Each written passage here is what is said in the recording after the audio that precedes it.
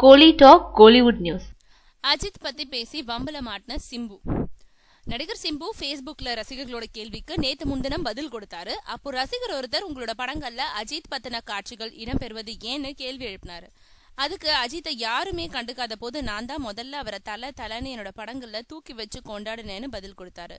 இந்த பதில் சிம்புவால தான் அஜித் உயர்ந்தாருன்ற தோற்றத்தை ஏற்படுத்தினதுனால அஜித் ரசிகர்களிடையே எதிர்ப்பு கிளம்புச்சு. இதனால சிம்பு தன்னோட பதிலுக்கு நேத்து விளக்கம் தந்திருக்காரு.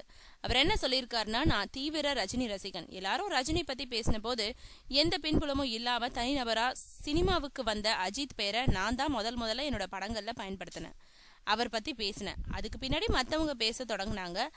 அஜித்தை கொண்டாடியதுல நான் தான் முதல் ஆளா இருந்தேனே தவிர நான் தூக்கி வச்சு கொண்டாடுனதுனால அவர் முன்னுக்கு வரல.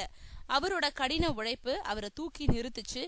என் பதில தவறா புரிஞ்சுக்கினா அதுக்கு நான் பொறுப்பு கிடையாதுன்னு சிம்பு சொல்லியிருக்காரு.